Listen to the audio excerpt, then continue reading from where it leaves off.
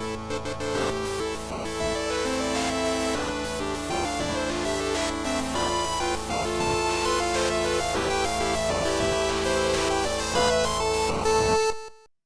and welcome to the Great Game Debate podcast, where friends come together to talk about video games and our lives. As always, I'll be your host, Caden Barathane Lane, and joining me is the godfather of the debate himself, Jonah Gomez. How you doing, buddy? What's happening, yo? I got a little bit of a desk change, so you're going to be seeing me from this angle a little bit more often, but Ooh. I'll look at you every once in a while. Profile. Very exciting. And that's our man from the closet, Wes Bates. How's the weather over there, buddy? Hot and smoky, dude. Hot Yeah, and smoky. It's I hear that. pretty nasty out here in California with all the fires and whatnot. But hey, I have something to look forward to this weekend at least, because we get to see our very own Jonah Gomez playing Dark Souls 3 for the first time. Get excited. Yeah, I am super excited. I can't wait to see how this whole thing goes down.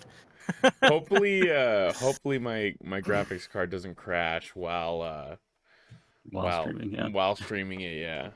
That would be a plus.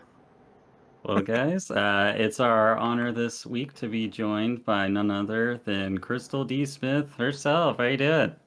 Yo, hanging in there. Yeah, we're very glad that you could join us. We are just going to jump right into our little interview segment we like to do with our guests, with you, Crystal. So you're coming to us over from the Game Junkie show, right? That's right. Just for our listeners who may not be familiar with it, would you like to give a little pitch for the Game Junkie show and what kind of content you like to put out on there? It's really just a community show. If there's anything that's circulating Twitter that people say, I want to talk about it, but I want to kind of keep it positive and try to avoid that negative discourse, we put a show together and we have fun. So we just try to do one weekly, and it's just a very casual, community-friendly kind of. Gamers are one big happy family. It's all about love and support and small content creators. That's awesome. Definitely need more positivity on social media these days. Oh, yeah. I was just catching up on, I think it's your latest episode, the one about details in gaming, Yes. spawned by the fruit controversy in Halo. But really enjoyed that discussion, and you guys hit on a really insightful quote. You'll have to remind me who it was from, but I think it was something along the lines of people think they want realism, but they actually want authenticity. And I was just like, whoa, like. Yeah, that was from Yeah. Sydney Butler, actually. I was kind of having the show spawned because it was a thread where we were talking about there's a drastic difference between realism and authenticity in the details, and that's what kind of that's how we start the shows, is we just say, this is cool, let's talk about it. But then he mentioned that comment, and I thought it was brilliant, so I was really happy to kind of throw it into the show because I thought it led to some really good discussion. Yeah, I think it makes a lot of sense. I think you had a couple of your guests on that show were game developers themselves, which is really cool to have their perspective on the conversation. So yeah, to our listeners, I definitely recommend going and checking out that episode of the Game Junkie show. It's really awesome. I did do an episode a while back on gaming difficulty, and I had a really good-looking guy on the show that I think does this podcast too. So oh, really? Was it a good-looking guy? Was it Matt Oliver? Great-looking guy. He was still stuck in a closet though back then, so we're working on that. But yeah. Sounds like I had a really fun time on your show. It was a really fun, laid-back atmosphere, like it always is. And I really enjoy kind of how you just make it like just a nice, easygoing conversation. There's not a lot of pressure, and it's just trying to allow people to get to make their points in a positive way, non-confrontational, and not everybody always agrees. We didn't all agree on the episode that I was on, but it was still like a solid conversation, and it was just so much fun. So yeah, thanks again for having me way back when. Thanks for having me now. And you guys are all absolutely. coming on in the future. Like, I've actually been like, that show is so poorly planned. Like, I do not prepare much for that, but I am actually creating my own set of trivia questions for you guys. So I'm pretty excited about that. Something to look forward to. Yeah.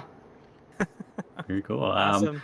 Well, we always have Wes here do some secret reconnaissance on our guests to generate conversation topics. But one of the points he asked you about was sort of your gaming history and your gaming tastes, I guess. But I think you mentioned to Wes that your favorite genre is kind of like Western RPGs. Is that right? I mean, I like Western RPGs a lot, and I Mhm. like action adventure. Like I Oh, love okay. movies get in the way of my games. Like I like those Sure. really epic, cinematic, Oh cutscene yeah. heavy Yeah, single player games. for sure. And then before we move on to the next segment, are there any burning questions the two of you guys have for Crystal? What would you say, like, it? What would you say your like top three like adventure games or Western Mm. RPGs would be? I'm terrible at picking favorites because I'm like a child and it Okay, changes Fair. all the the the time. most But the I can most answer this. recent ones You that could you're do this, like, oh Crystal. my god, I Yeah. love these games that have just come out. It doesn't Okay, have to so be if like we're a gonna top look three or at, anything.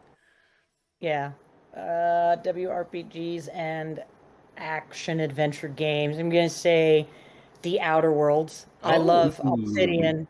okay. I Oh yeah. think The Outer Worlds was absolutely brilliant on so Mm. many levels. I really liked Last of Us 2. That gunplay, that combat was Okay. fire. I mean, just Pretty, technically dude. so much fun to play. What? Geez, there's so many good Well, games did you there. have a chance to play any of the DLC for the Outer Worlds? Not yet. Yeah, me neither. I played it when it first came out and I haven't been back yet, but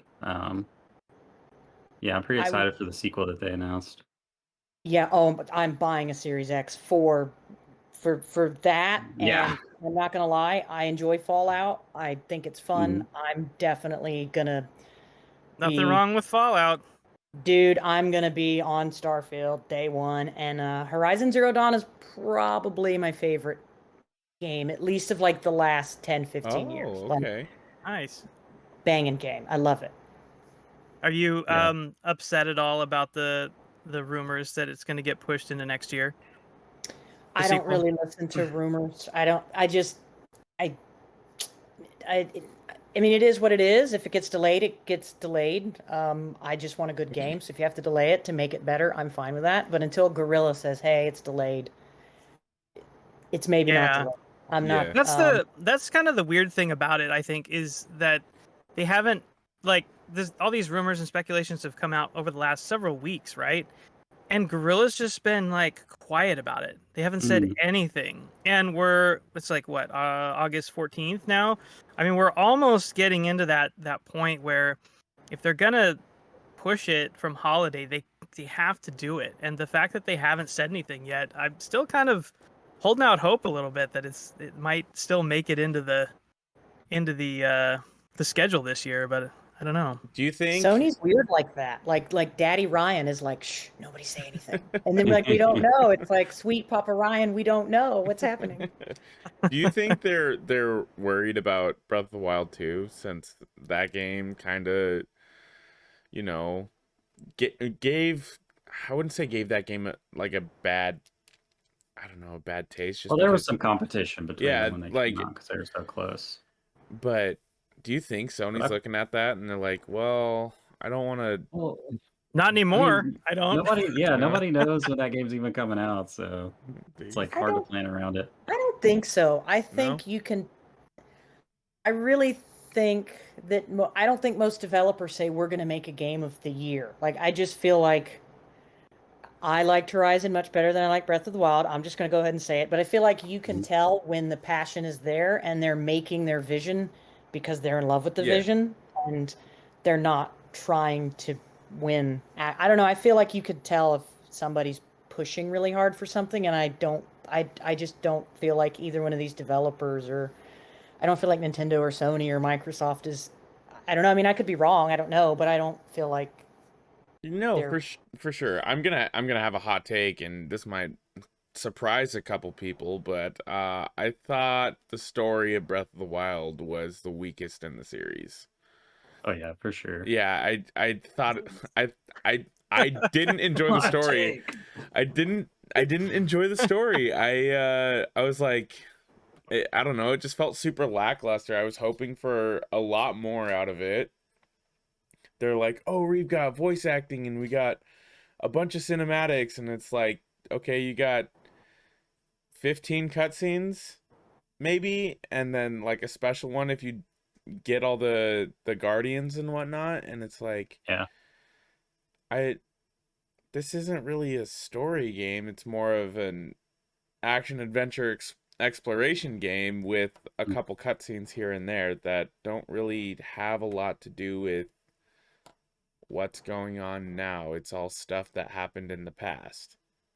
So, Yeah. Well, it's supposed to just be lead in, right? To yeah. show like how you got to that point, and then everything you're doing afterwards is like from that, create a story out of your own experiences type gameplay. And yeah, but some Oh, some people do prefer it. I know Isla Hink from the Easy Allies is always defending the storytelling in Breath of the Wild because it's more akin to like Dark Souls or I something, where was you gonna just kind of say, I was gonna yeah, say, that's why you like Breath of the Wild so much, right, Caden? Is because it's yeah, got pretty much, bad story and it's all yeah, The lore. what is the Dark Souls of Zelda? Is that what you're saying? the Dark Souls of Zelda. Oh, No, savage. I agree with you though, Jen. I mean, I love Breath of the Wild so much, but yeah, they could improve the story for sure. Yeah, well, any other questions you guys got for Crystal? I just have one quick question, I guess, which is so you and I met on social media on Twitter, and it's been really great getting to chat with you and get to know you on there. And I know that you spend a lot of time there, chatting and talking with other folks. And I think you pull most of the guests for your show in from people that you've met on social media. And so I just was curious. So I know that gaming Twitter can be a bit of it can really bring you down sometimes. People aren't always super positive. They can be downright mean and nasty on there. I just was wondering, like, what's your experience been with on social media, with gaming social media, and you know, based on that, like, how do you try to traverse social media and kind of avoid some of the pitfalls? Because I feel like you do a pretty good job of that, Well, and thank you. yeah, I'd love to know your thoughts on that. I mean, that's very complimentary, so I appreciate that. I think I really, I feel like I had to train myself a little bit because if we think about games, we're really passionate about games. When you're really passionate about something, emotions are generally like automatically applied to the conversation. Yeah, So for sure. some people, I don't think they're inherently nasty. They're just so passionate about what they like or don't like, and they have a hard time controlling that emotion. So I just have always been more of a head over heart kind of person that like logic kind of supersedes the way that you feel. Hmm. So I just kind of that's a little more natural of the way I am. But if something bothers me, I don't mind just letting it go. Like I don't want to go down a rabbit hole. Yeah. I really don't want to give that kind of stuff attention. But if really the only time is if I see somebody kind of getting, there were some significant bully things that happened recently, I may get a little involved in, but I just found that it's not really just like why be negative? If you're going to give your energy somewhere, just if you can't say something that's uplifting and nice, maybe just like ignore it or keep scrolling or find something somewhere that makes you happy. Hmm. So Yeah, it's really that's just a great advice. mindset shift, I think. Yeah. So it's not always best to even worry about engaging in that stuff. Just kind of I don't think so don't even because worry about it. when you engage with something, you give it energy, and when you give it energy, you think about it. And when you think about the negative, I feel like negative is a harder thing to let go of, and it like Yeah, you feel it and you stew. So it just I just try to let it go as often as possible because what's the point? You can't fill a cup that's already full. That's true. So there's sometimes where I'm like, this cup is full. We're Oh not yeah. going there. Oh yeah. I So, wish Twitter just had a feature where like you had to wait like half an hour before you could actually send a tweet after you liked it, and then you come back after being really angry and writing an angry response, and then 30 minutes later to be like, I don't actually care that much. I'm not going to send this. But I think that's a good point, though. If you feel Yeah. emotional about something in a negative way, don't say anything. Like, wait and come back. yeah, Yeah. That's the thing about it too, that I often find myself, I guess, thankful that it is kind of a written conversation app and not a like where you're sending like spoken messages or something, because Yeah. there's got to be so many things. I delete so many things that I write because I'm just like, this is just either gonna land me in more hot water or like embroil me in something that I don't want to be in, or I don't need to add to the negativity on this. And so I'll just I'm glad that I wrote it out first, and then because it gives me time to pause and think like before you hit that send button, as opposed to like just like, you suck. What are you thinking? Your opinions are terrible. Blah blah blah. Tweet. Mhm. Come on, Wes. That's Yeah, what Twitter's all about, though. Some people it clearly is. I really wish they wouldn't allow people to have a bazillion accounts. Yeah. To me, that's grossly negligent, and Twitter's becoming, I think, one of the worst places for bullying because the same people have a ton of alt accounts that they use to just like, because Twitter doesn't really have those same limitations. So Yeah. that's a little poopy for me. I wish that would change, but Yeah. it is what it is. Well, all Alright. we can do is like, try to add to the positivity and kind of balance the scales a little bit more, I guess. That's what it's all about. Balancing the scales. That's why we have folks like us making good, wholesome, fun content. Heck yeah. Dude, I just watched Kung Fu Panda 2. It's all about finding that balance. Oh yeah. It is. God, talk All right, about a guys. trilogy that flopped. Hey, man. The You're third one. drunk, The and you got third some one was popcorn. It's fine. bad. The third one was bad. You're never supposed to watch the third movie in an animated trilogy, Jonah. Come on, have everybody you knows seen that. How to Train Your Dragon 3? Excuse me, No, Wes. because I'm avoiding that trap. You see? That All right, movie's let's awesome. That Let's movie's not get on a awesome. Disney tangent. We're not a Disney podcast here. Yeah, we're not well, draft technically punks. that's technically not Disney. So What do I know? I don't want to get nasty corrections. Oh, sure. Shouted at us. Okay. I didn't even know they made a third of either. DreamWorks. It's If you were DreamWorks. to- We know it. We know it. Wes knows it. Well, guys, I hope you stopped by Jackson, Wyoming on your way in and picked up your golf club because it's time for the Icebreaker. It's foreshadowing right there. Yeah, Ooh. so I'll turn it over to the judge, Jonah Gomez. Take it away. All right, friends. It's time for the debate again. Woo! I didn't know how I was gonna intro We don't that. have cheerleaders, so we have to be our own. Yeah, exactly. Just real quick, this debate is most likely gonna get just a tidbit spoilery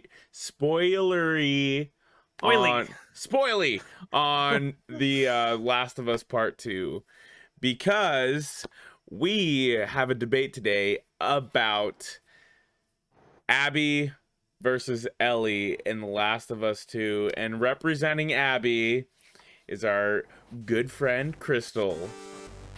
Such a brave soul. Let's go. Dude, I Brave know. soul.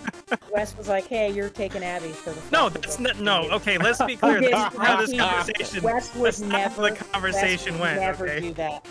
Wes would never ever do that. He's the sweetest, like most I kindest. said, guy who do ever. you like more? And you're like, I think I like Abby more. They're both I great. do, And I'm like, because okay, Ellie was well, a you brat can in the second represent one. Abby. Save it And you're for like, the wait, what? debate. Yeah, I'll rein it in here. So let's Bring it get it in. under control. Hey, this Wes is is my too time sweet. to Wes shine. was like, look, if you don't want either, I'll take both. It's okay. He's Oh. very sweet. He's Oh. very I'll sweet. debate myself. I'll here. debate Yes. myself. Well, you can't spell debate without Wes Bates, and he's representing Ellie. I'm not sure that's true.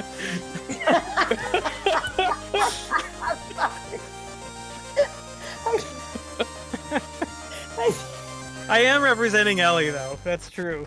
That much is true. That was You know great. what? Just let me have my fun. Anyway, we have Caden as our sis trophy again. You guys. Heck yeah. Caden, are you ready to school these kids? Do it. Let's go. All right. As always, we got our 2-minute opener for each person. Then we'll do the 2-minute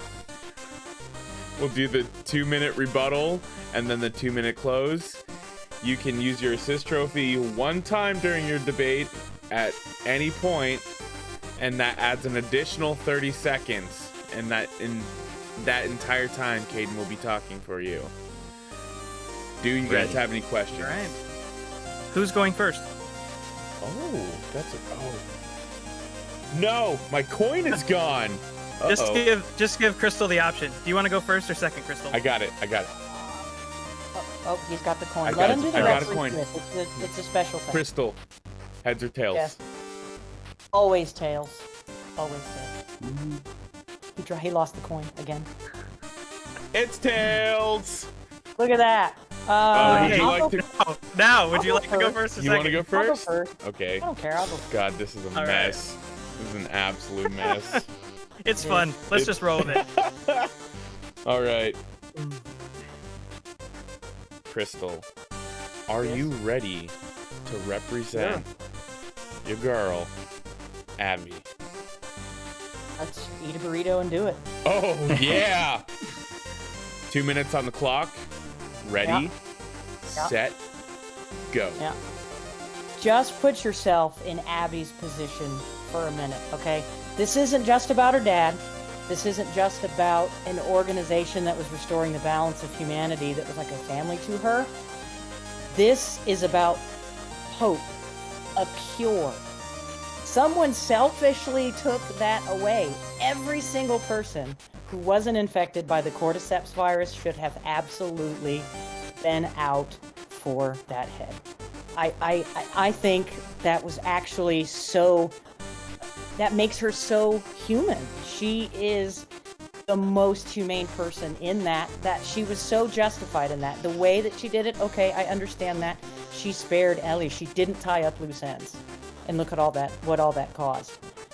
Later on, she still spared her again. She listened to Lev and spared Dina. And speaking of Lev, look how much she loved Yara and Lev. And when she realized that Isaac was this overzealous, kind of pompous dude that was fighting this fight against the Seraphites that didn't need to happen, she kept that dedication. That line, "You are my people," is incredible. Like, absolute chills.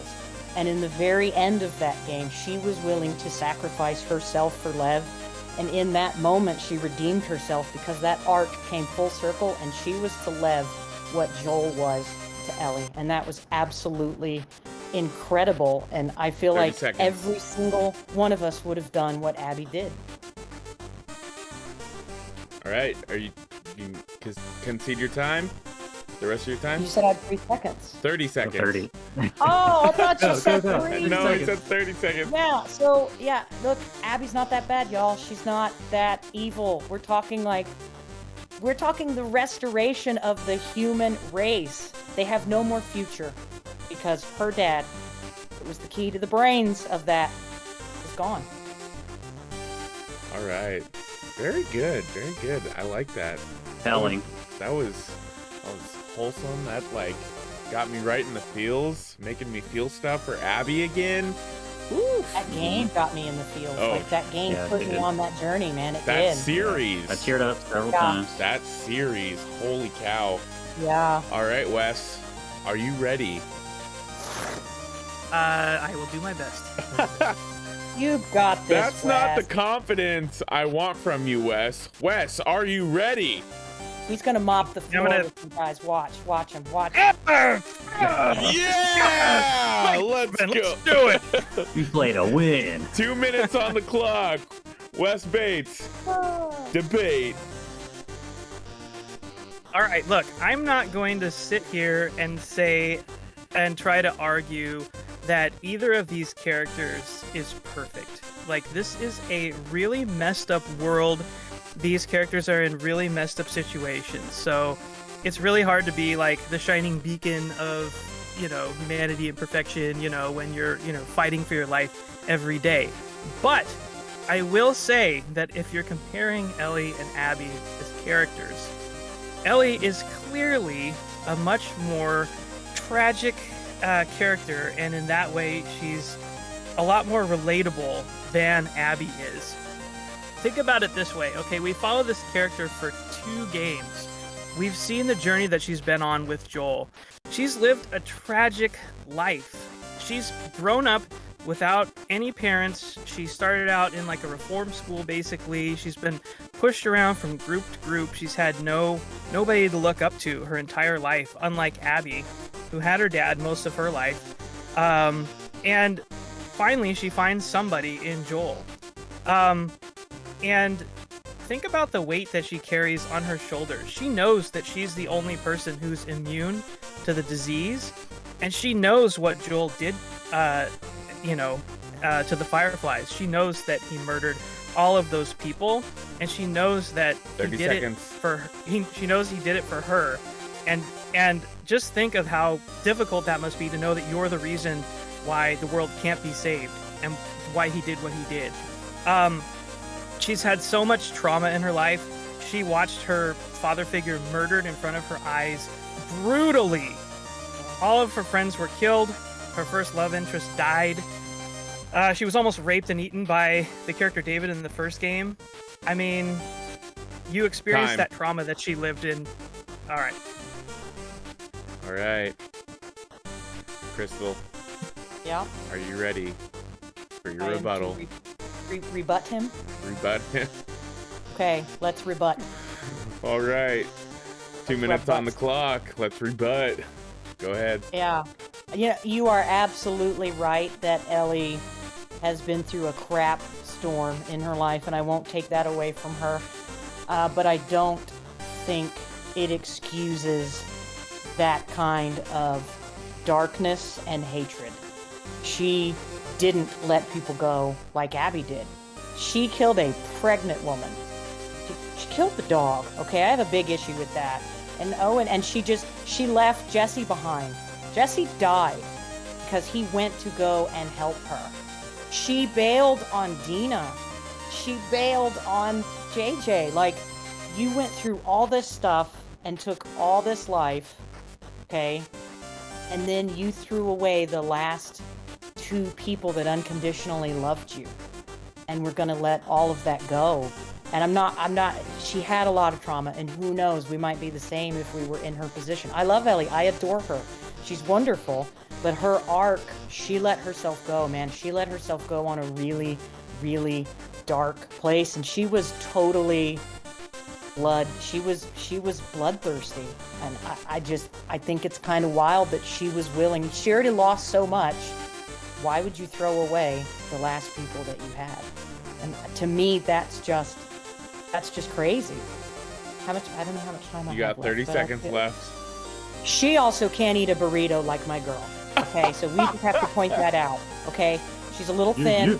I'm fine with that. Okay, but like Abby's like slinging some weight. Like she can yeet bitches right out into the ocean, and that's pretty cool too. So I gotta give my girl with the guns a little credit there. But I do love Ellie. No Ellie hate, but she went way too far on the dark side, yo. You're not Anakin Skywalker. We need you to come back. Okay? I'm sorry. Oh, and that's time. I love that. You're no Anakin Skywalker. No Anakin Skywalker, but we love you. All right, Wes. She was slinging some fire there towards you. How are you feeling? I got a few fireballs of my own. I toss them back. Wes, are they shot? I'm good. I enjoy that whiskey. I got a Kamehameha packed away back here, you know. Okay. Wes Bates, are you ready? Yeah, let's do it, buddy. Let's go. All right, so you want to talk about choices and about the kind of person that Abby is. Let's talk about how she kills Jesse, arguably the best character in the game. without even looking at him. She just pulls a gun and bam, he's dead.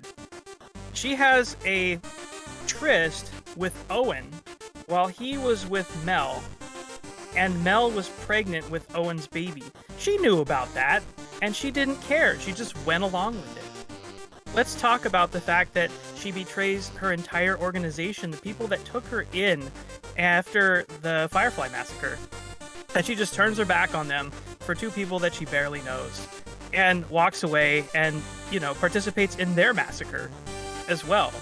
As far as Ellie is concerned, she didn't know that Mel was pregnant. Mel was wearing a big jacket. You could not see that. The dog attacked her as soon as she jumped out the window. What are you going to do if a dog jumps and is trying to rip your throat out? Are you going to just let oh, I love dogs, I'll just let it kill me? No, absolutely. You don't have any choice. And you know what? You can just let that button prompt go, and the dog kills you, and you're dead. It's game over. You really don't have a choice to do anything there. Anyway, every time that Ellie kills somebody, you can see it. Her hands are shaking after she kills Nora. She almost throws up after she kills Owen and Mel. She doesn't want to do those things. All she wanted was information on where to find Abby, but they forced her hand in that situation.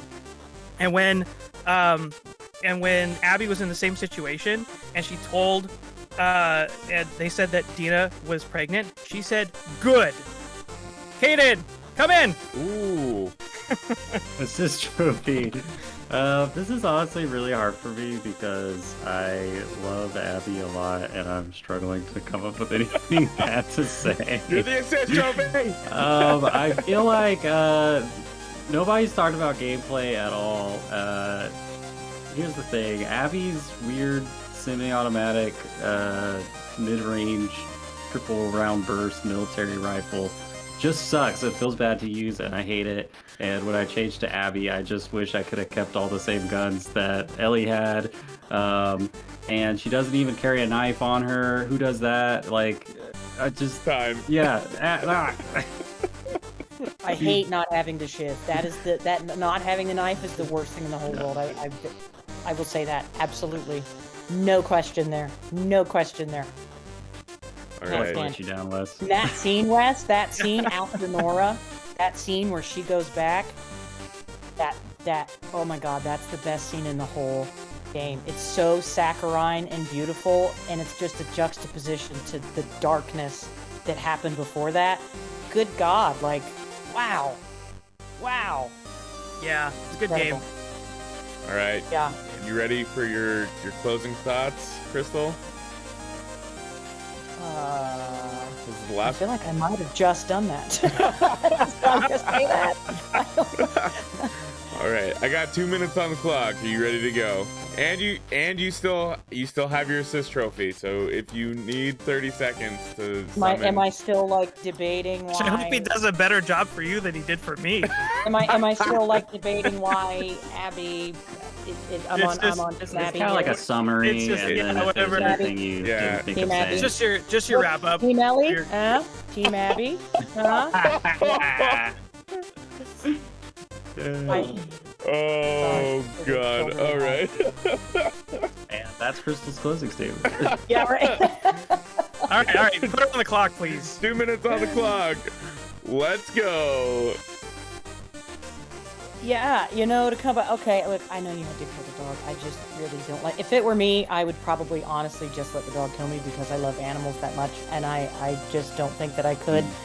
I think it was actually that special, the relationship between her and Lev, and that was really the whole point. That's like Joel and Ellie 2.0, and I just, so much of that game was absolutely beautiful, and I went in like, man, this Abby chick is a brat. Like that scene was awful to watch, and it was uncomfortable, and like not a lot of us looked at Joel as that evil, even though he did what he did. And then for Abby to go away to the end and have us really emotionally love her and understand her arc and understand that she has a lot of redeeming qualities and she's not evil, I just think that that's pretty incredible. There aren't a lot of stories that can captivate you like that. I mean, the medium in which they delivered that was incredible. And the bitch got some guns, and I like her bow and arrow. Okay, I like the crossbow, so I'm okay with it. But screw the Rat King. Screw the Rat King. It scared me very much. And that stupid building with the stalkers in the wall. Do not ever do that to me again, Naughty Dog. Hate that place. You got 30 seconds. I'll use my sis trophy because I don't want to leave. I want to leave him hanging. All right, there's two big reasons you completely forgot to mention why Abby is better than Ellie. They're called her left gun and her right gun, baby. That's right, baby. Dude, you go out. Yeah. Okay, Ellie needs a knife, stab things to death. Abby just grabs them with their bare hands and crushes their skull. And that pops the neck, shoves them into a wall. Who needs a knife? Who needs guns? Also, the voice actress for Abby Bailey won Best Performance at Game Awards, and Ellie did it. It's not on the board. It's like Family Feud vibes. All right, Wes, are you ready for? He's ready. He's been stroking his chin. He has something up his sleeve. Oh, he's ready. Wes is. He's like bouncing his legs, stroking his goatee. Let's bring it. Something's All right. coming. Wes debates. Let's go.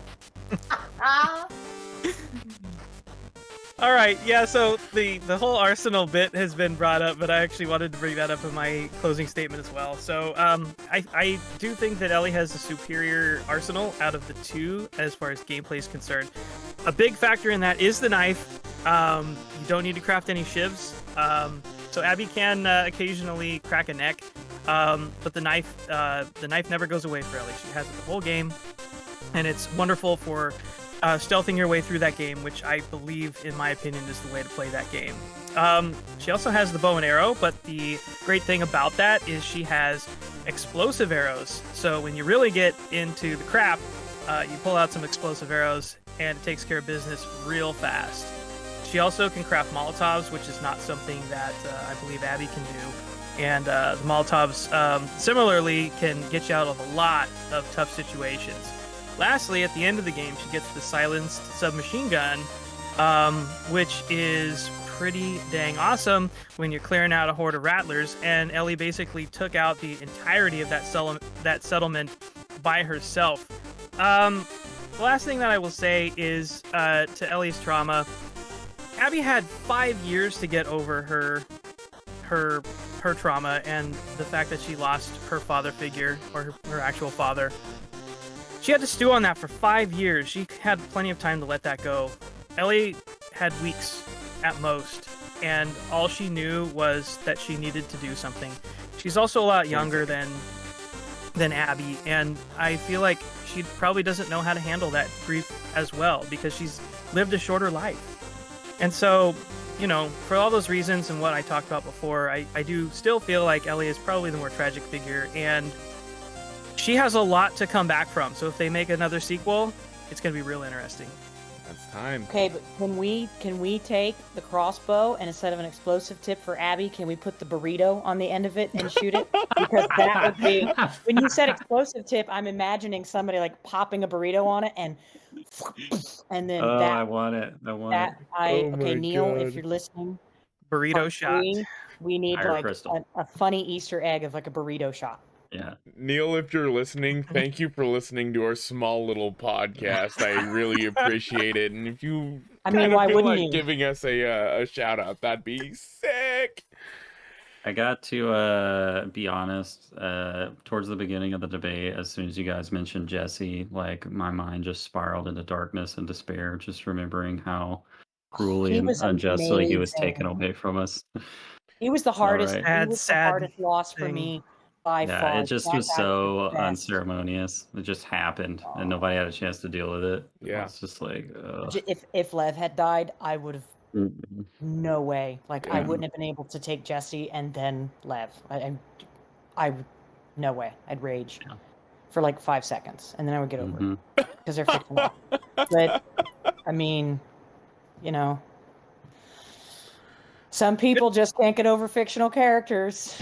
Can I just say really quickly, you did an awesome job. Yeah, you did. You both did a How great did you? job. Really did a great job on that How did debate. So, you? Jonah, you did a great Congratulations. job Oh, being You the did awesome. referee. thanks, Nah, man. Jonah- You did an okay job for Wes, and you did a fantastic job for Crystal. I know. I was like thinking the whole time about Abby, and I was like, "Oh crap! Oh crap! I don't think I can think of anything bad to say about Abby." Oh no! The gun show, baby. How did I forget the I gun love show? Abby so much. I All think I right. should get extra consideration because my Yeah, assist trophy did not assist me much. exactly. Okay, Yeah. I will give it said, to you, though. one of her guns sucked, I guess. You brought up more stuff. I never thought about it in the context of like gameplay and weaponry. Yeah. So you did bring up more stuff. I will But Abby say, doesn't need weapons. She just yeets bitches. yeah. I think Abby's arsenal's redeemed by the fact that she's got the dragon breath shotgun rounds, though. That's Oh, pretty yeah. Yeah. dope.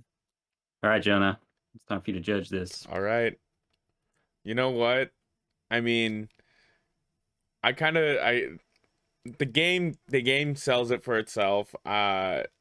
Like Good. they did a fantastic job of creating a redemption arc with a brand new character. You know, like making you absolutely hate Abby like to pieces. You're just like, God, I want this game to be over at the very beginning of the game. You go on this revenge tale and you're like, yes, I'm taking all these assholes out. And then you hit the halfway point and then you start playing as her. And you're like, what is this game? What am I doing? You go through Abby's entire story and you learn to love and appreciate this character and understand where she's coming from. I think what Neil Druckmann did in directing this game, it was fantastic. And I'm sorry, Wes, you're my boy, but I'm gonna have to go with Crystal on this one because I feel like Abby is just a little bit better of a character, at least in this game. Okay, is that what you feel about the game, or is that what you feel about the debate, or both? It's fair. It's Both. fair. Both. I'm just. Both. I just both. want to. I just want to make that clear That's a because valid question. you just went on a tirade about how great the game is. I know. How great I know. Neil Druckmann directed the game, so I just want to make sure that's clear. The hung jury retrial. It's both because Crystal's debate reminded me of that journey that you go on with Abby throughout that game, and so I feel like she brought it out of me, and I think she's gonna take my vote. All right, that's fair. She did an excellent job. Wes, I I'd like to respected- point out that I think so far Jonah has always voted for the guest position and never one of his homies. It's a fraud. I Yeah. demand Wes demands a recount. No, I don't. I don't demand any recounts. Caden, where do you stand? Oh, do I get to vote? Yes, you get to vote. Okay, so here's the thing. As much as I love Abby, I do gotta give it to Ellie.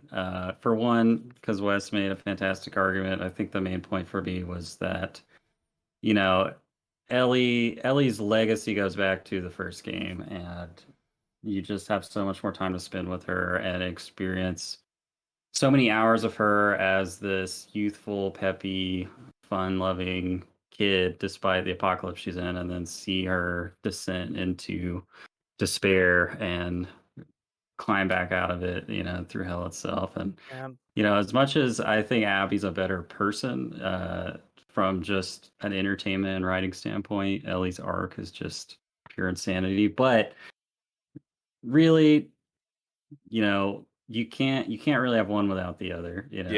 For sure. They're inextricable. So yeah, you both did an amazing job. But I'm giving it to Ellie in this debate.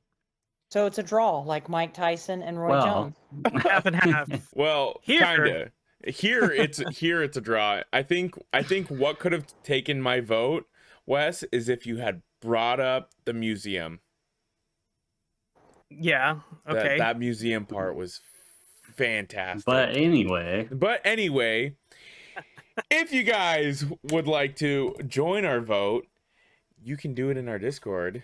We will be throwing up a link sometime soon, and then you can, or not a link, I'm sorry. We'll be throwing up a post in the I think it's.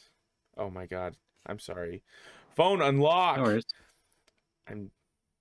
Yeah, what is that channel There'll be a called? vote on the Discord where you Yeah. can go in and you can decide for yourselves who won the debate. In the cast your So- votes.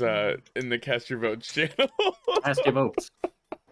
So cast your All right. votes there. And the winner of our debate last week, where it was Dark Souls versus I haven't Mass even Effect. looked. It was our good man Caden winning 9-6, taking Dark Souls taking the victory with Dark Souls. Good job, Alex man. Stepnick is rolling over in his grave as we speak. Worthy except opponent. Well, that he's not dead. he's Discord's probably died. rolling around in his bed sheets because he can't sleep now. I don't know. He'll probably never know. He'll probably never know. Honest. Yeah, maybe. All right. Well, I think now's probably a good time to break, and we'll be back.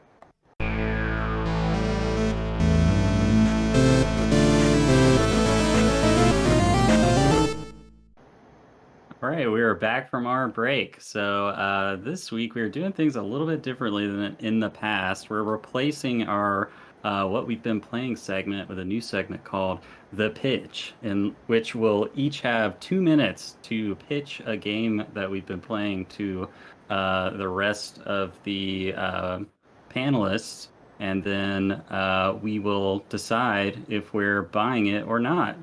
The pitcher will have 2 minutes to complete their pitch, and first up will be Wes Bates. What are you selling? All right, so I think everybody here enjoys a good Zelda-like experience. So today I'm going to be telling you guys about a little known indie called Hyperlight Drifter. It came out a few years ago. It's actually a very well-known indie. I just recently completed my first playthrough of the game, and boy, it was a fantastic experience. In this game, it plays similarly to kind of an old school top-down Zelda game. You start out in a town as the Drifter, who is a little dude with a beam saber and a gun, and you can pick one of 4 directions to go and travel around in. There's no text in the game, so all the context for what you're doing is based off of like either hieroglyphics or like pictures from characters that you talk to. So they'll mention something to you, it'll show you like a picture of a scene of something that happened, and then maybe like put something on the map so that you can go and kind of like investigate on the world map. And so you're going around and checking out these different zones. The combat in this game is excellent. It's very frenetic and very fast. Your character basically has like a dash move where you can like zip around the screen, and it's mainly melee, so you're mainly like hitting characters with your sword, but you also have a gun that you can use for a long range attack, but your long range attack's limited, so you fill back up your long range attack when you hit enemies with your beam sword. But it's very fast, very frenetic, and very fun. It's a pixel art graphic style. It's very colorful. It's very nice to look at. And the music is very good. It's about 8 hours or so to complete your first playthrough, so it's not very long. But it is a very challenging game. And Stop. Right. All right, I have an important question for you. When I think of guns and swords, Devil May Cry comes to mind. But in that game, guns are a little more than a vehicle to keep your combo going from enemy to enemy until you cross the room towards them and continue whacking on them with your big sword. You rarely ever use guns to actually kill anything. Is it like that in this game, or do these guns pack a punch? There's actually many guns that you can find throughout the game. I was playing on the Switch version. I think the Switch version actually has extra weapons that the base version didn't have. I found, I think, 6 guns on the way through the game, from a sniper rifle to a shotgun to a gun that encased enemies in like crystal, so kind of like stop them, like so you could hit them. And I found the guns actually exceptionally useful, not only for attacking enemies from a distance, but also for puzzle solving, because there's certain switches that you may need to shoot from off screen or in the distance to open up new paths to areas and secrets. And uh, basically, the more time that you play the game, the more comfortable you get with the weaponry. And actually, like the shotgun will take down kind of like all the characters have a health bar, and like your pistol, basically like a shot just does one like bar of damage, but your shotgun, if you hit at like point,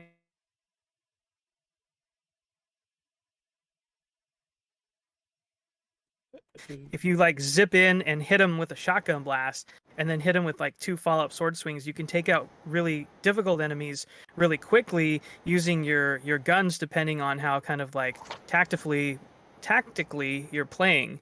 And so they're actually a pretty core element of the gameplay. Heck yeah, I love it. Sorry, we had a slight hiccup, folks. So if it kind of goes dead there for a second, it's just because I think my internet dropped out for just a second. I don't know what happened there. So, Do you know if you're recording now?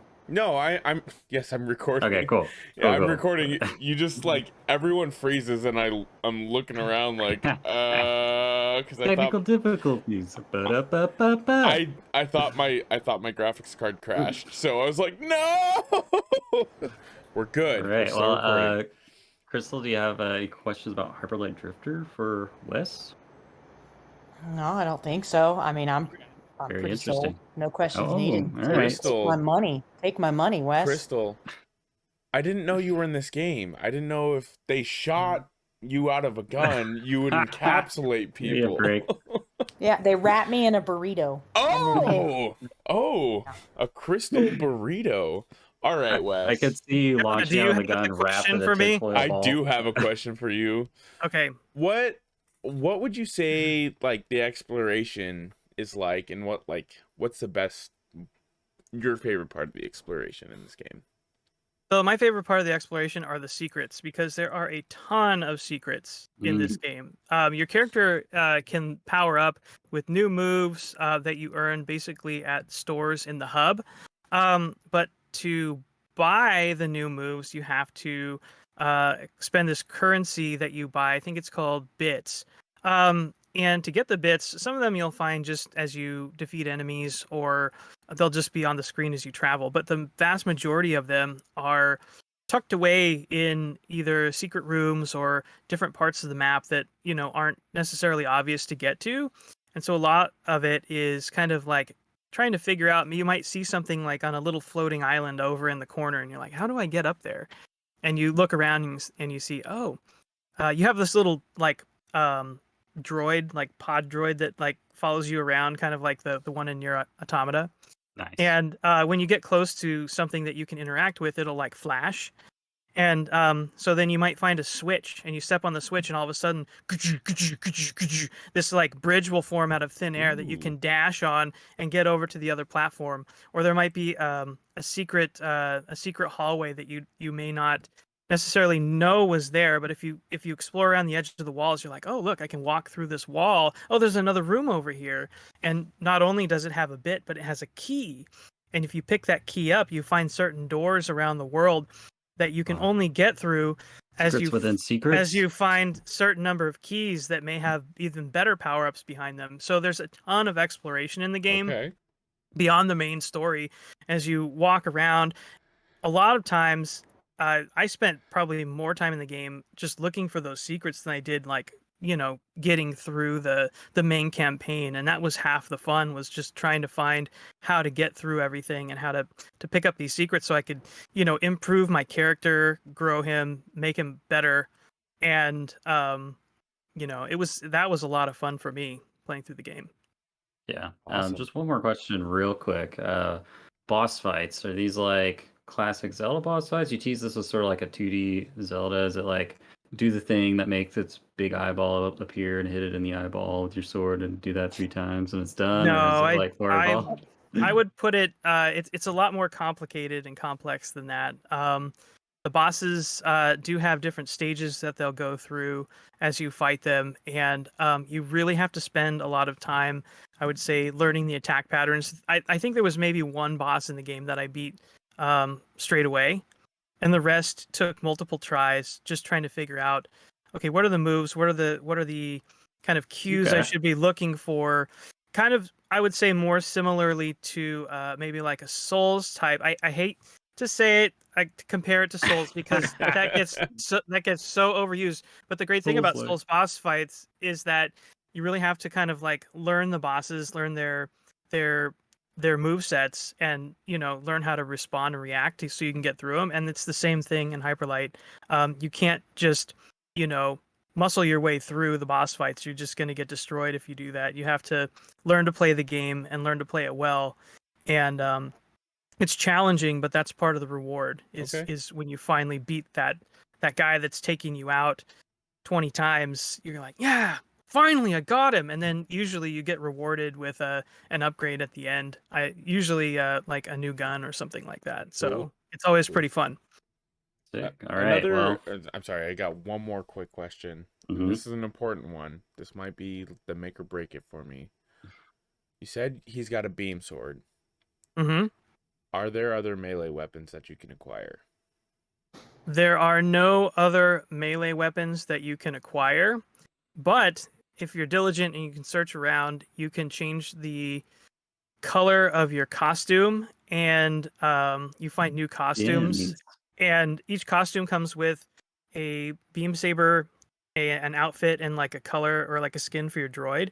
Okay. And you can mix and match those, so you can kind of like, if you don't like Customization. if you don't like the customary color of your beam saber and you want like a maybe a green one, and you find that outfit, you can change the color of it. So you're stuck with the same saber the whole time, but those outfits also have different perks. So you may like need less slashes if you put on this outfit to get like your ammo back, Okay. or it may make you move slightly faster, or make it easier to do the chain dash, is where you can like keep dashing multiple times. Thick. So there's advantages to finding those things other than just looking cool. All right. All right. Well, you sold me. You sold me. Yeah, that sounds pretty dope. Yeah, I was quite turned off when you're like, there aren't any other melee weapons, but you sold me with the best part of having different melee weapons. You get to change the color. And that's the most important part when you've got a lightsaber. It's like, am I feeling Mace Windu? Do I want to go purple? They have a purple one. Yeah. Hell Yes, you do. yeah. Great game debate, Saber, baby. That's what I'm talking about. All right. It goes perfect with the color of that Felician blade you have in your profile picture. Oh, I didn't even think about that. I can run around with the Felician blade and Hyperlight fulfill your Drifter. fantasy. Oh, let's Yeah, go, you have baby. that Zelda Souls like with beam sabers in it. So yeah, I'm sold. So next up to the pitcher's mound is Jonah Gomez. What are you selling? All right, ladies and gentlemen, do you like first-person shooters? Do you like RPGs? Yeah. Do you like copious amounts of loot? And do you like doing it all with your friends? Of course you do! Of course I do. Of course you do. Because, baby, I'm bringing Destiny 2 to the table. And before you even think about not buying this game, you don't have to. Destiny 2 is free to play. And it's got loads and loads of content. This is the third time I've tried to get into Destiny 2, and the first two times I was bored out of my mind. The early game was so bad, and everyone's like, oh, just get through it. Once you get to the end game, it's so much better. And you know what? They're right. That's why they cut out that early game. You can still do those missions and still get all that story that you like, but it's all in the end game progression, which is way better than slowly grinding the level up. The gear is awesome. The gunplay is fantastic. Y'all like Halo, right? It's Bungie. The guys who created Halo made this game. Some of the best and most tight gunplay you can get in a first-person shooter with MMO aspects of it, getting to play with your buddies. And guess what? Pretty soon they're going to have crossplay. So you're going to have a free-to-play, crossplay MMO first-person shooter with tight gunplay. What more could you ask for? And they've got several expansions. And you can get them all for $60. It's one full price game to like quadruple the length of this already free to play game. Time, yellow card. I get it. Yeah, I felt like I was listening to an actual pitch. That was professional. All right, so I was winging it. tell me this. How has the onboarding experience for a new player been for you? Like, has it been confusing or overwhelming, or does it feel like smooth? Or Such a good question. That is a fantastic question. I haven't played too many MMOs, but I mean, this game gets you into the action, and like you don't feel like a wimp at the beginning. Okay. You get kind of like the starter gun, and you have it for like maybe like a half hour, and then you get a legendary gun, and it's got an explosive payload, and it's a semi-auto, and you're just blasting guys' heads. And if you pick up like heavy or heavy ammo or like super ammo or whatever, it doubles your mag. So now you go from 19 rounds in your mag to 38, and you're just popping dudes in the head, and just it's crazy, and getting all these critical hits and whatnot. Normally I don't like games that have numbers pop out when you're shooting, but because you're just taking out enemies so quick, you don't really notice it that much. I have a question. Okay. Typically, I don't play a lot of free-to-play games, but typically the free-to-play games that I've played have relied on microtransactions in order to progress at some point. Is this like that, or can you maintain being free and still have a good progression system, or will you really struggle to be behind the people who are kind of dumping money into it? So I've got several friends that play this game, and they don't really put money into it. The only money they will put into is for a battle pass, and it's pretty easy to go through that free battle pass. So you've got a free battle pass and then a paid one that's $10. But you're constantly just going through, and you're getting upgrade materials. Hard to come by materials in that free battle pass. So you don't necessarily have to do it, and then you can also just earn those materials and whatnot that you need to upgrade your gear and buy new gear through just playing the game. I haven't put any money into this game, and I'm having a fantastic time. And the nice thing is, like that you could have a high level person playing with you, and it still won't feel like you're underpowered if you're playing with them. So like you can go into a strike, which is kind of like a mini raid. It's like a 15-minute raid, and you can have somebody who is sitting at like 1300 light level where I'm at 12, and we're keeping up with each other with the amount of enemies we're taking out, and I'm rolling right there with him. And it's not because I'm a pro Call of Duty player, because I'm not. It's because the game's balanced well for the PvE. Now, if we're going to talk about the PvP aspect of it, I absolutely can't stand the PvP in this game. And luckily, it's just going to an arena to do PvP called the Crucible.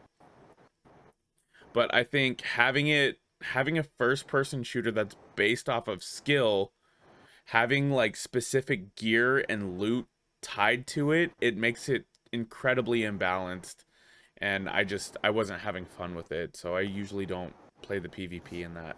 I can go somewhere else, but that's a very small aspect of that game. Okay, I've got a question as well. Okay. So, you threw out some keywords there that really don't usually hit home well with me, which were MMO and multiplayer. I have as much as I like playing with other people, it's usually not an option for me, just given my lifestyle and the fact that I've got kids and I can't play, and I live on the West Coast, and it's hard to pick up and play a game with the kids like in the room next door at 10 o'clock at night when I actually get to play a game. So the single player in this game, if I don't have the ability to play with friends or put a lot of time into really investing in this with other people, what's my experience like? Like, It's a is it blast. gonna be? Can you do all of the content? I mean, I know that some of the end game stuff you have to have a team to do an actual raid. Yeah, so for actual raids, you're gonna want to have so you can do a raid and it'll just queue you up with 6 people or 5 other people if you want. I don't recommend that because one, you're playing with randos and usually communication's bad, and that's like a main component to a raid. But you can you can't solo a strike. They always put you in a matchmaking and you'll be playing with 2 other people. Not once have I ever needed to talk to those guys about what's going on. Now, I've played strikes with buddies, and it's more fun because we can communicate, but it's not necessary. And I played the first, I don't know, 10 hours that I've played of this by myself, solo, and I'm having a blast. The nice thing about this game is it is easy to find people to play with because it is free to play. A lot of people are very passionate about this game, and it's not hard to be like, jump on a Discord server and be like, hey, do you guys want to play some Destiny tonight? I'm sure you could find at least one person, especially with crossplay coming in the next 2 weeks. It shouldn't be much of an issue to find someone if you are desperately looking for someone to play with. But for the solo, I mean, I did the first 10 hours by myself, and I was having a ton of fun with it. Follow-up question: how repetitive is the game in terms of putting you back into the same locales and doing the same missions over and over and over again to grind? Because I know that wasn't a real issue in the first game that was complained about. Have you had to do a bunch of the same stuff over and over and over again in your time with it? I have because I've chosen to, if that makes sense. Like, so you can go to the same locations, and there's multiple locations that you can go to. Sorry, excuse me. There's multiple different planets you can go to. So there's 2 different sections on Earth that you can go to. You can go to a moon, and then they've got they call it like the reef, but it's just like an asteroid belt kind of, and you can go on that. And they got another planet, and they've got new content coming. So the nice thing about the new content is you can play the first 2 missions of the DLC, and you can completely explore the planet and do just side missions and stuff like that on the DLC planets. But if you want that story bit, you have to pay for the content and the weapons that correspond with that. All right, sick. Well, members of the board, Wes and Crystal, are we buying what Jonah's selling? That's not my. I mean, I don't even really like first person, but that's Sure. not his pitch. His pitch was awesome. It's you have to make a call though. So based on what he's told you, does it sound interesting enough that you think you would want to try it, or are you still just kind of it's not I don't think it'd be for me. And I really don't think that game would be for me. That's okay. Okay. That's okay. Fair enough. That's a me problem, not a Jonah problem. No, it's all good. I understand. I think that I would say I'm in a similar situation, and that I probably wouldn't buy it. But like Jonah said, I don't have to because it's free. So with that in mind, I will take it. Okay. Yeah. Actually, I would like to redact my statement. Right. I forgot it was free. I have nothing to lose if it's free. There you so go. Yes, You got if I had nothing to people to play lose. with, it's free. I've got nothing to lose but a few hours of time. So actually, yes, I would buy that because I don't actually have to buy it. There So you my go. answer is yes. Honestly, if you do want to try it, I will be more than happy to hop on and help you out with getting through, because it's, even if you're not much of a first person shooter, it's not toxic like you would see in Call of Duty or whatnot. It's not constantly people yelling at you. You don't have to deal with like seeing a text chat in the corner where people are just saying whatever. Everyone pretty much keeps to themselves, and they can't just randomly start shooting you and take you out while you're in like the field going around doing like random little missions. You Oh, have God, to thank go God. you have to go to a specific place to fight other people. It's not just like, hey, fight me right now. It's not like that, and I'm really glad it's not. Yeah, I don't like those kinds of games. My first time playing The Division, I went into the dark zone like, I'm going to be friendly and meet people. I'm like, hi, everybody, slap. And then, Yeah. like, my head became a Pez dispenser. It's like, that was rude. I just got here. Yeah, no, You don't want to be nice. similar thoughts on The Division, and I do like to play some competitive multiplayer, so I agree with you there. Okay. Cool. Yeah, I'm in the same boat. I'm not gonna turn it away if it's free. I actually did play this game when it first came out, because one of my best friends was a huge Destiny 1 fan, and he wanted me to get in on Destiny 2 with him. And the only reason I stopped playing it was because I kept having to spend money. It's like I put $60 down for the base game, and then the first expansion came out, and then that was $20, and then they came out with another expansion, and I was like, I've already put $80 into this. I can't do it anymore. But now it's free, so Yeah, the only problem I have now is the time. if I was having to put money into it, I would put it down immediately. But I'm serious. That's a good, honest answer, though. I like that. I would put it Good, down honest if I answer. had to put if I had to put any money into it, I would put it down. Yeah. But it's so easy to get upgrade materials, and it's so easy to just like get stuff to make your character look badass. And you're constantly just getting gear.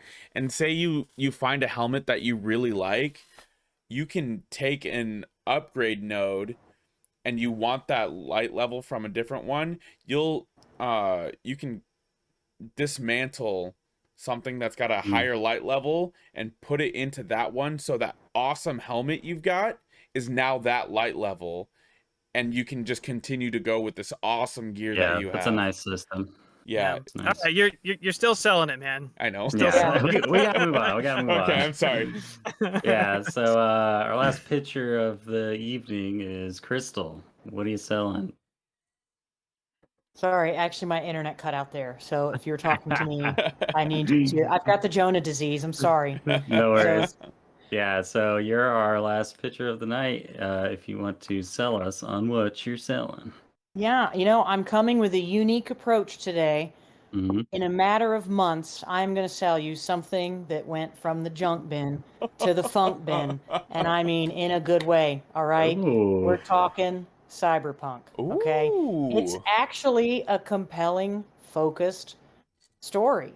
And even though it's Okay. open world, okay, and it's not a linear game, the main campaign does create a good sense of urgency. It actually has a really good tone and pace to it, and it doesn't Oh no. pacing issues. Hacking is super cool. The cybernetics are super cool. So there's a lot of it's just a lot of fun, man. The way you can build your character up is really great. I'm not a fan of first-person shooters. This felt gunplay. Fantastic NPCs. I mean, like stellar NPCs, awesome arcs. There are romance options and companionship options. You can run people off forever, and they'll holler at you, or you can, have sexy time because there's some gratuitous body parts in it. Okay. But it's less one-dimensional than with traditional RPGs. So I don't want to spoil too much, but there are follow-ups and things change in the game based on those relationships that you don't typically tend to see. It is absolutely a stunning world. I mean, super beautiful. It is stunning to drive around and look at the world they created. One of my favorite things about it is actually so many of the side missions were made with all these really kind of crazy conspiracy theories that you see people talking about today, that they took into the future and kind of created them as being real and put them in these story missions. And the progression system is really good. You can mainline that story in probably about 20 hours. You don't have to max rank your character. You've got a lot of options Time's up. on how you want to create your build and the perks. So depending on Time's your up. playstyle. Time's up. Oh, sorry. I hate that I had to stop you. That was really I didn't interesting. see a kinda wanna timer. let you I go didn't. on. Where was I? Who did it? Oh, sorry. We each have 2 minutes. I was Oh, shit. watching it for you.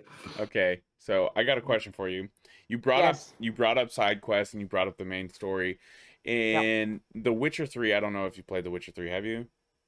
A little bit, not a lot. I didn't okay. commit a lot of time to it. So a lot of things that The Witcher 3 did and that CD Projekt Red did with The Witcher 3 was you could do all these crazy side quests and they'd usually come back into the main story. Is there a lot of that with Cyberpunk Yes. 2077? Yes, and Okay.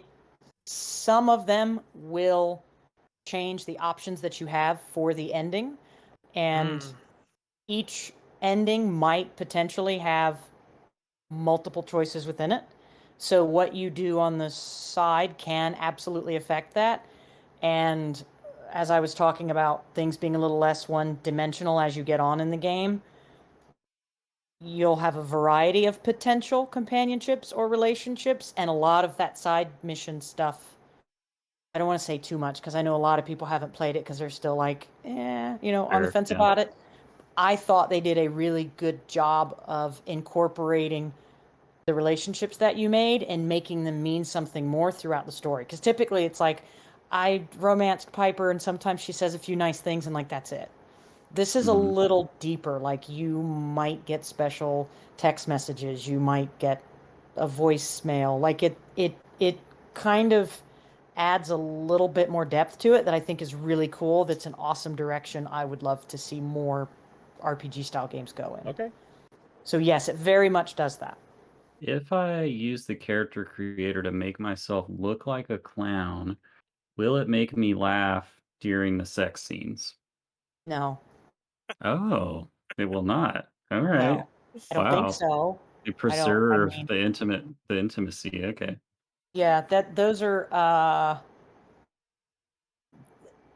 I don't want to say too much, but I did some Okay. unique changes to. Okay, I'm going to try to be very polite with how I say this. Sure. I had a. Okay, so my female character is V, and I had a Uh-huh. V with a V, and then I had a Uh-huh. V with a P. Oh, Okay. okay. And That's very intriguing. the intimate scenes were no different because it treats Oh, the okay. V like it always has a V. So that kind of so they did miss some of those Oh, little okay. details, but you can be Interesting. a V with a P. Okay. Very cool. This Sorry, is less in of a case it's important. No. oh sure. This is less of a question and more just a nerd gush, but I've seen gameplay of the Johnny Silverhand segments, and he has a unique signature gun that has one of the most stylish, badass reload animations I've ever seen. Oh, I don't Do know you Yes. about this. agree? Do you agree? Yes, and see, I want to say something, but I don't know Please how don't, because spoilery we now can I'm get. like super Yeah. curious. Do you want me to say it or you No, don't? don't say it, because I'm super Okay. curious now. It is a very, it's a dope gun. Okay. It's a very dope gun. All right. So- I agree with you. So my question goes to kind of the controversy surrounding the game, which Sure. is around the kind of the janky nature of the game and the bugs. So at this point we are 9 months after release of the game this time or last year. So having played it recently, how's the state of the game now? Is there anything that you know of that's like a game breaking bug that will like really hamper progression, or is it just silly stuff at this point, that's like more comical and or possibly annoying than really like game breaking? Some of it's annoying. Some of it is comical. There are definitely those Bethesda style bugs in it that are comical. There are still some glitches in it that can be a little annoying, but it's small, simple stuff like, Mhm. oh, I have to go in from this angle and not this angle because that's completely ridiculous. It is way more stable at launch. Now, I played mainly on PS5. If you don't have next gen or a good PC, don't play it. It's Okay. still even later trying it out on the 4, it's just not. That was gonna be my question was Yeah. what did you play it on? Because I know that's a Yeah. really important question I with played it on this game. PS5. I got my I got my neighbor to buy it on PC, so we played it on that, and then I tried it a bit on the PS4. So it definitely it took slack reasonably. That was fair. The controversy was it's justifiable. It's the slack they got was fair. It's stable on next gen. In the beginning, it was kind of crashy. It's a very stable, playable game, but it's not without glitches. Don't go into it thinking this is going to be like a super polished Naughty Oh Dog yeah, game. that's fair. I Yeah. was just wondering like It's very like how Bethesda-like, if that helps. Sure, I was Sure. just wondering if there was Yeah. like anything that was really hampering your progression in the game at this point. Like oh, I can't this game is unplayable because every time I try to open this door that I need to go to the next area, it won't let me open Oh, it or no. something like that, I didn't have those issues at all. I actually That's had good to hear. a way worse launch with Assassin's Creed Valhalla than with Cyberpunk. Oh, My only really? issue in Wow. the beginning was that it was a bit crashy. And I don't like, I love Big Mama. That's what I name my PS5. We don't crash her because we could damage her. So, I Yeah. did wait a little while. Treat her But right. I didn't experience any like major problems there. Okay. It's Awesome. All right. Well, members of the board, are we buying what Crystal's selling? Yeah. I'm buying it. I'm on board. I'm based on what you've said, and I know how much you love that game, and I've always been intrigued about it, and nothing you've told me has deterred me from my interest in trying it. So I mean, I hope you like it. It really is genuinely fun. It really is. I got really into The Witcher 3. I didn't think I was going to get into The Witcher 3, but I was like, you know what? Everyone's hyping this game up at launch, and I was like, you know what? Okay, I'll give it a shot. And I went and picked it up just on a whim, and I loved that game. And I don't know, I was going into this game at launch worried that it wasn't going to be very good, and turns out it had bugs, but the way you described it and like them kind of finally hammering out a lot of these bugs and it's playable now, I think I'd give it a shot. At least like try and find it on sale or something.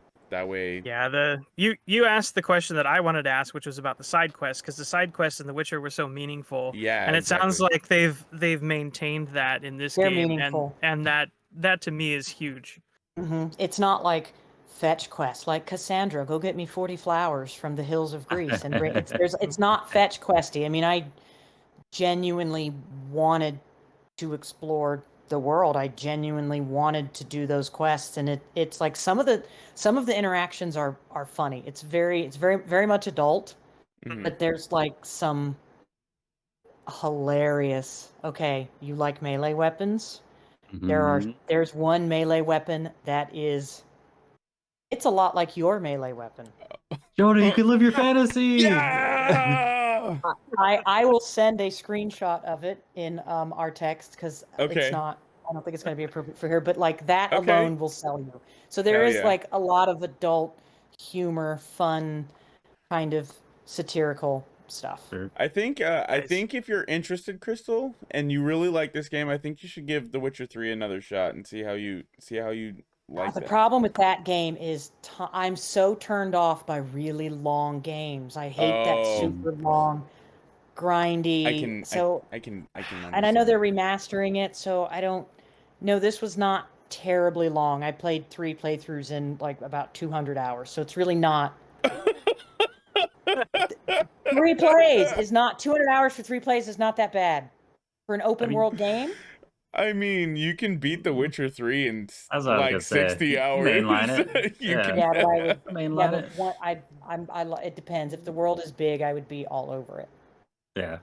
It depends. I don't know. Maybe. You're It talking just- about Assassin's Creed Valhalla and Odyssey, and you're like, I can't do big games. That's what's turning me off of big games is when I realized how much time I spent.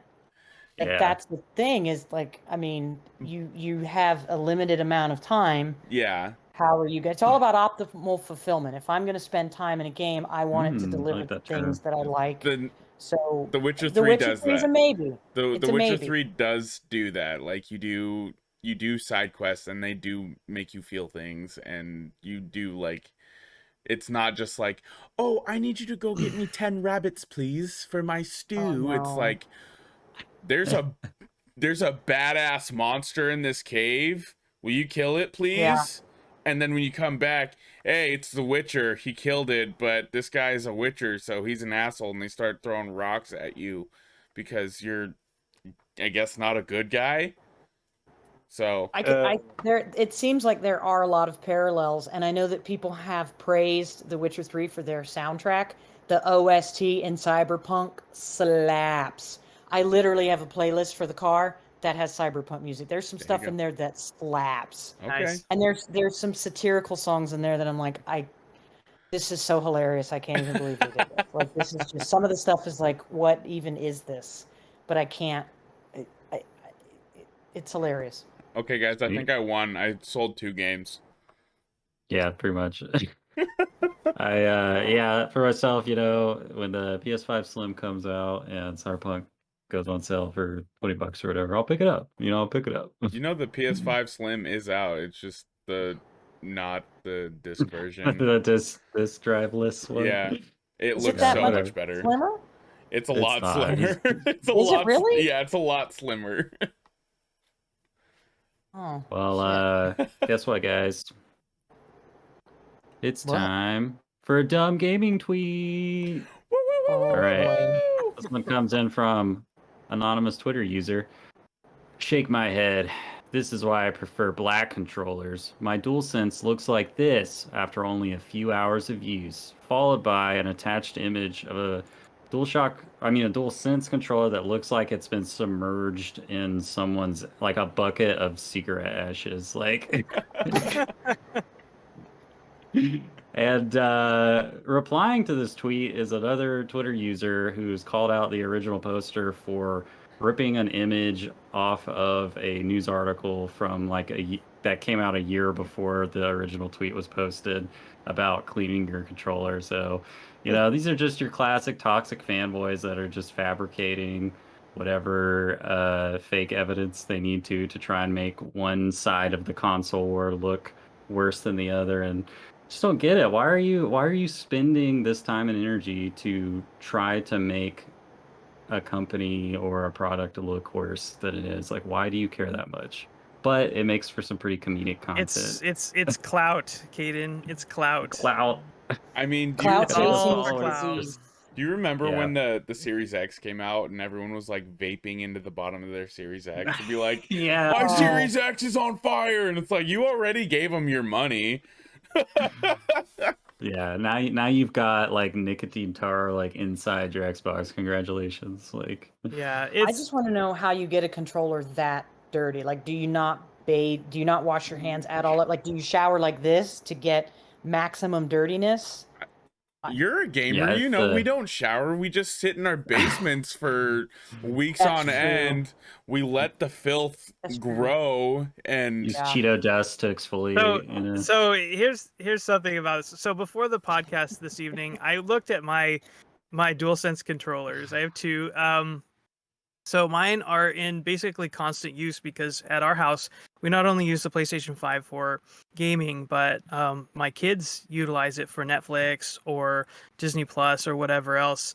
And so they're always handling the controllers, and they have the grubbiest hands you've ever seen in your life.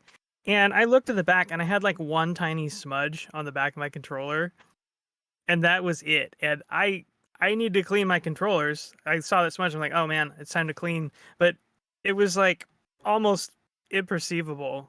So it cracks me up seeing stuff like this, and just like how low people will go to like try to gain attention off of Yeah, Do you something think so for it's, silly. it's not real? Do you think they like doctored it to make it look Oh, like? that's what I was trying to explain earlier. Someone replied to the tweet with an article that was like a year old where the person who made the original tweet stole the picture from. So it wasn't even their own picture of Yeah, the it wasn't a real DualSense. tweet, or it wasn't a Yeah. real picture. It was. That Yeah. face says just ripped it off. everything it needs to. Yeah, like that's how low they're going. Like taking year-old Clownery. pictures. Yeah. I mean, Clownery. granted, I don't like. I'm not gonna say I don't like the controllers, because if it wasn't for the Discord, I wouldn't even have a PS5 right now. I mean, I might have one, but like, Hey, you can still not like the controller, dude. It's fine. I just don't like having white controllers. Yeah, fair enough. You know, and Well, now you can buy a maroon one or a black one. the Mhm. black one looks So- so sick, though. Oh man. But yeah, bottom line is if you're not chain smoking cigarettes for 6 hours while you're playing with your DualSense, it's probably not going to look like you dumped it in a ashtray. So And if you're not chain smoking cigarettes for 6 hours, your Xbox probably won't be catching on fire. yeah, That is yeah. true. That controller does look like it spent like 8 hours in a seedy, roach-filled like crack hotel. Yeah. Like those people, how do You gotta those see this people have a picture. PS5? Yeah. Interesting. All right. Well, with that, we're moving into our final segment, the game, and I'll turn it over to our game master, Wes Bates.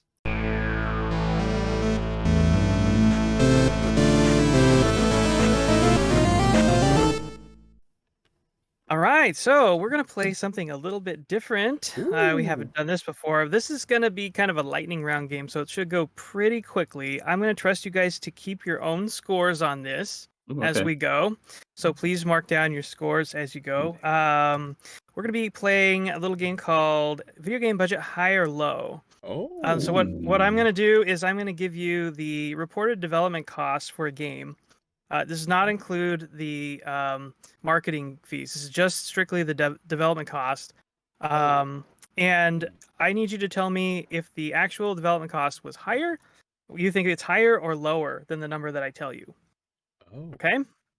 Love it. So we'll go pretty quickly, starting with interestingly enough, Cyberpunk 2077.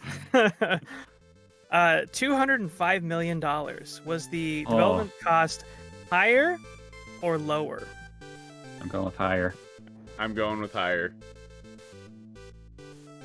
Lower, because it doesn't include marketing and PR, right? Oh.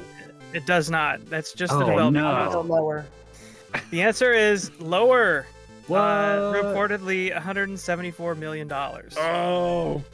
Guys, they spent 59 billion marketing all the stuff that wasn't in the game. Yeah. I wasn't thinking about. I should also note that these numbers are from Wikipedia, so it's surprisingly difficult to Grain find of Wikipedia flavored salt. numbers on some of these. So if this information isn't accurate, it's the best I can do.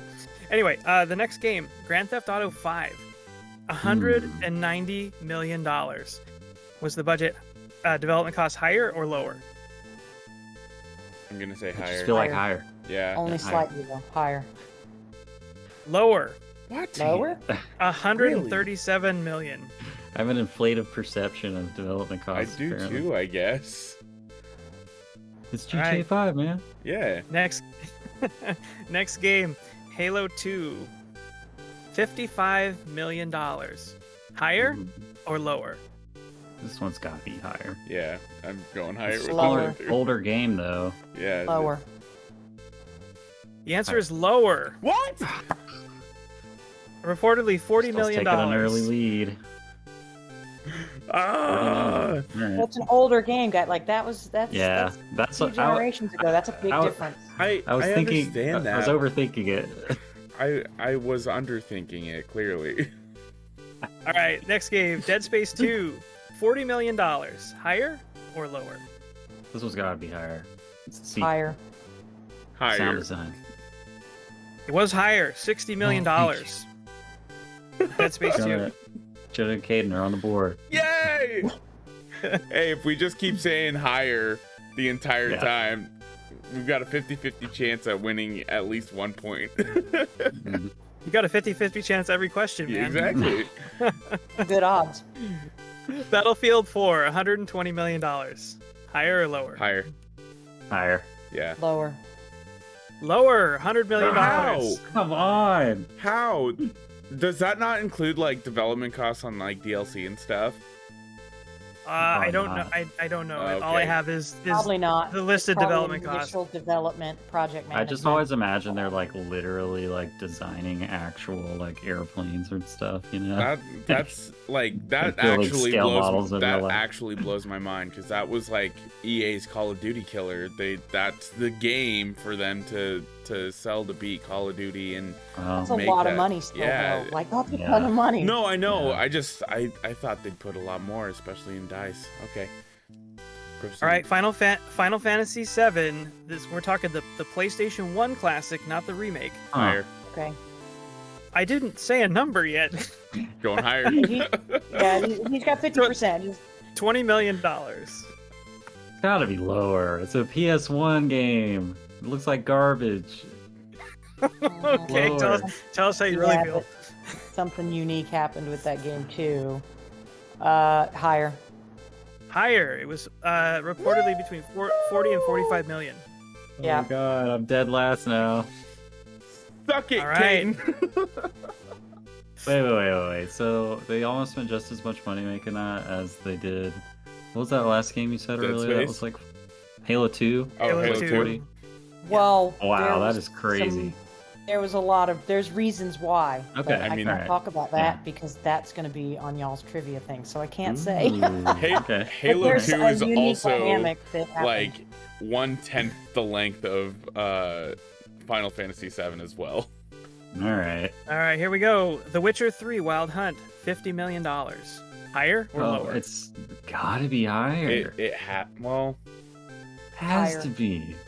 CD Projekt Red isn't that. Well, they kind of are big. They weren't. Yeah, they weren't that big at like that was their breakout hit, you know. But still. Higher. Lower. I almost said lower. Oh, $46 million. Isn't it crazy that you could take the same amount of money, like 20 years later, that you used to make Final Fantasy VII and make The Witcher 3? Like that is just. that's Okay, who- impressive. They made Again, it with free for that budget. I don't know the accuracy of these numbers. It's what was reported on. Sure. So on what the- happened to those project managers that could like rally that at that like they were clearly gone for Cyberpunk, y'all. Yeah. Metal Gear Solid 5: The Phantom Pain, $70 million. They got Kojima. How else is he gonna be paying for those fancy meals I'm gonna and say all that beer That's and so movies? weird. it's got to be higher because they're paying out for Kiefer Sutherland, dude. That's like half the budget. Oh, I'm gonna say lower. I'm gonna go higher. Caden, The answer is higher, $80 million. hell yeah. Hated that game. Hated that game. What? Yeah, I was. I know. I have there's no Metal Gear Solid that has grabbed me, and I recognize there might be something wrong with me at this point. I will accept that.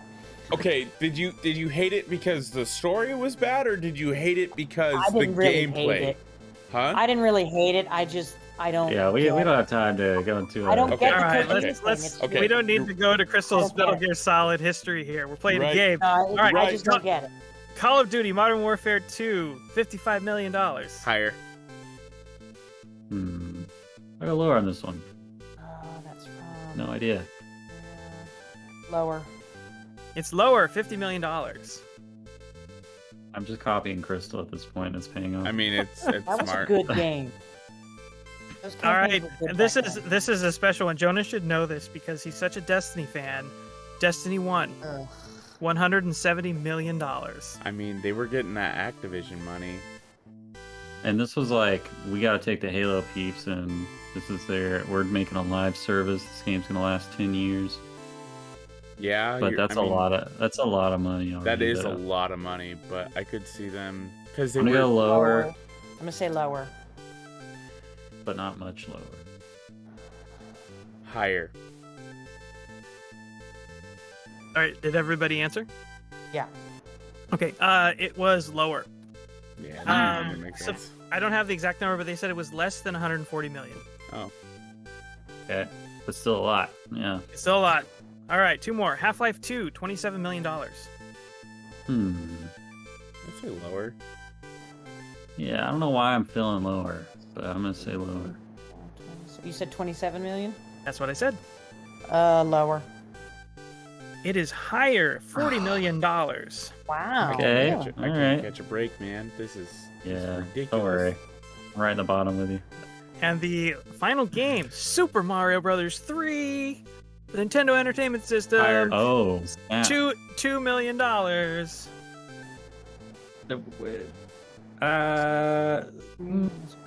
I'm just gonna say lower. Just gonna say higher. I'm already. Higher. The answer is lower. They made that bad boy for 800 grand. What? Holy smokes. Holy What? smokes. Wow. I'm surprised because there was so little technical documentation back then. So that's even more impressive. All right. That's That's it. insane. That's it. The game. So, what are your guys' scores? Garbage. 8. I have 5. I think Jonah has 3. I was gonna say I think I've got 3. Crystal but- is the winner of our Okay, game. but let's be fair. For close to 10 years, I worked for a software company as a project manager. So I kind of like sort of. Okay. We got an insight Yeah, here. I did Oh, business that's development, inside job on project this game. management, so I Impressive. kind of like That's had a little dope. bit of. What are you able to tell us? What kind of software stuff you worked on, or It was like back office software, like custom database development for businesses. It wasn't fun stuff like video games. There was no animations. Yeah. That's It's the really full not story. actually that fun. Development is Yeah. not a fun No, like. I But it gave you a certain set of skills. I will find you and I will kill you. All right. Well, we made it, guys. Thanks so much, Wes, for hosting the game. And yeah, we'll just pass it around for final thoughts. I've been your host with the most, Caden Bear Oh, yeah. Lane, at Zora Caviar on Twitter. You can find the Great Game Debate on YouTube. Just search the Great Game Debate podcast is the channel. On Twitter, we are Great Game Debate, but it's spelled DEB and then the number 8. And yeah, on both those places, you'll find links to our Discord, the Great Game Debate. And yeah, come check us out. We got a game going with Psychonauts. Jonah here is about to start up his first ever Dark Souls 3 voyage, and we're all betting to see how long it takes him to defeat the first boss. And the winner gets an amazing video game poster from Crow Smack Art. So check it out. Doesn't cost nothing. Pop in the Discord, leave a bet. Bing bang boom. Bing bang boom. Yeah. Crystal, feel free to plug anything you want to plug and leave us with your final thoughts. Dude, I just want to say thank you for having me. Hell I yeah. enjoyed being the guinea pig. Yeah. This was all actually. I think the debate is great. Folks like to be kind of icky on Twitter, so this was a really good, fun, friendly debate. I like the game not just because I mopped the floor with these guys, but it's actually fun to do the game on the show and the whole selling thing. So if you guys aren't watching this regularly, like keep supporting these guys, keep supporting your small content creators. Don't let your brain rot with the checkmark rumors, guys. Ooh, Small creators are where it's at. Using your plug to just plug us. damn. We need Yeah. Crystal on every show. That way she can just keep selling us, make us look good. All right, Wes. Final thoughts, buddy. Well, since Crystal was nice enough to plug our show, just want to plug her show again really quickly. Check out Game Junkies on YouTube. I think she's got a new episode going up like weekly now. Is that right? Yeah, every Wednesday. YouTube is it's my name, Crystal D. Smith. So it's youtube.com/Crystal D. Smith because I'm not creative enough to come up with an alias. Right. But it's a really great show. And it's a nice bite-sized conversation. It's usually like an hour, maybe a little bit longer, but We're trying yeah, we're really trying to good. bring it down, guys. I'm sorry. And I also wanted to just quickly plug another podcast really quickly. If you like this show, check out the NXS podcast Mm-hmm. with good friends Dash, Jeremy, and Shout out Kevin. to our boy Dash. They do an awesome show of their own over there, and they are available in audio and YouTube format as well. So, and last thing I'll say is be kind to one another on Twitter. Hell yeah. Or whatever social media you're on. Be positive. Yeah. Okay. Final thoughts, Yes. Jonah? Final Please. thoughts.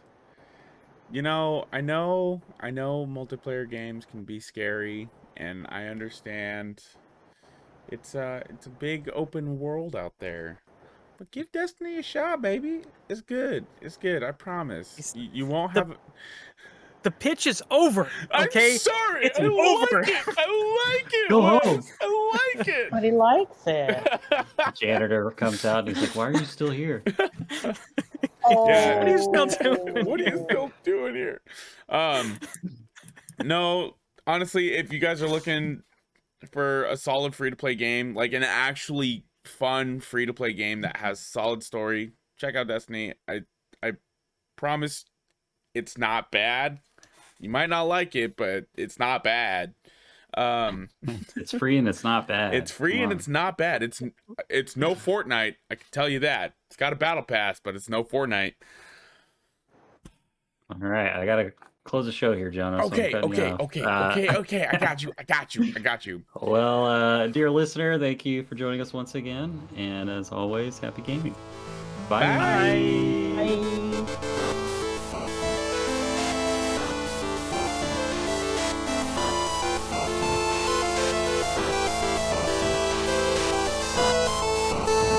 As always, a big thank you to our friend Misdriven for the music in our podcast. If you like what you hear and you want to check out more of what they have, you can pay them a visit on Twitter at MIST_RIVEN 719 or on Bandcamp at Misdriven. Thanks again for tuning in. Till next time.